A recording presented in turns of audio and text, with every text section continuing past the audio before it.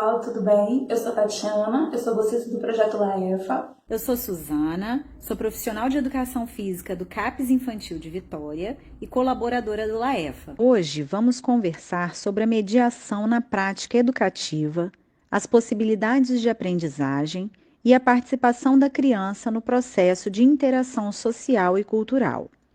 Entende-se que a criança age em situações que a levam à aprendizagem no cotidiano de suas relações, na medida em que ela interage com as pessoas ou com as produções culturais.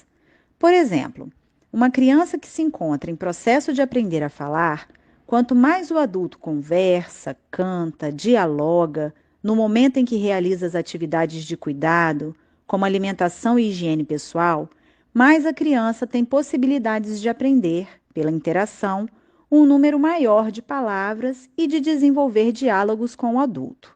Entretanto, uma criança da mesma idade, que está distante dessas possibilidades de aprendizagem pela interação, tardará mais a desenvolver a fala.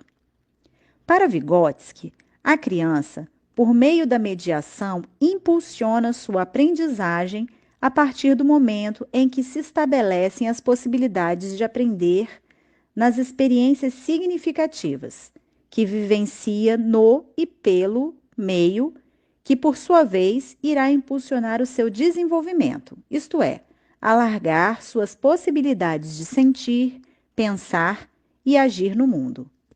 A partir do momento em que se oferece experiências significativas para as crianças, proporciona-se a elas situações que podem enriquecer suas estruturas funcionais, intelectuais, socioafetivas e motoras, as quais a mediação é o elo que as fortifica, entendendo que a mediação é a intervenção que estabelece relações intermediárias para a aprendizagem entre o ser humano e o meio sociocultural. Por exemplo, o trabalho dos familiares em casa e dos professores na escola, com as crianças colaborando em seu processo de apropriação do patrimônio cultural. A criança, em contato com o meio sociocultural ao longo de seu desenvolvimento e de forma processual, controla voluntariamente sua atividade psicológica e amplia suas experiências. Assim, os signos servem como um elemento mediador na aprendizagem das crianças. Os signos são elementos que lembram ou simbolizam algo. São marcações que ajudam a memorizar e têm a função significativa criada culturalmente. São representações mentais das coisas existentes, tendo a palavra como principal elemento de mediação entre as pessoas para trocar experiências. Por exemplo, a palavra brinquedo é uma representação mental desse objeto conforme o conhecemos. Os números são signos que representam quantidades. Assim, as crianças, quando brincam entre si e com os adultos, trocam experiências que enriquecem seu acervo cultural e impulsionam seu desenvolvimento. A criança, quando é favorecida por uma atividade em colaboração com um adulto ou um colega mais experiente, é envolvida por uma multiplicidade de possibilidades de aprendizagem.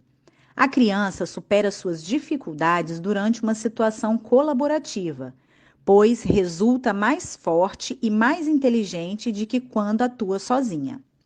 A mediação que envolve a colaboração é, para a criança, desafiadora e favorece seu aprendizado e desenvolvimento. O adulto tem um importante papel no processo de mediação, pois a ele cabe a função de favorecer uma prática que envolve interações colaborativas com e entre as crianças.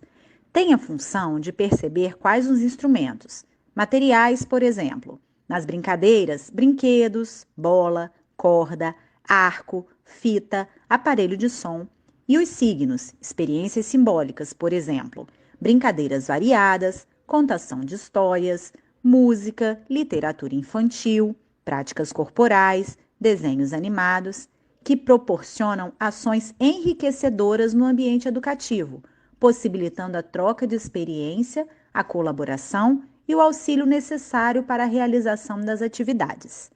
Porque, conforme afirma Vygotsky, as crianças podem fazer sempre mais e resolver tarefas mais difíceis em colaboração sob a direção ou ajuda de alguém do que estaria fazendo sozinha. Então, vamos brincar?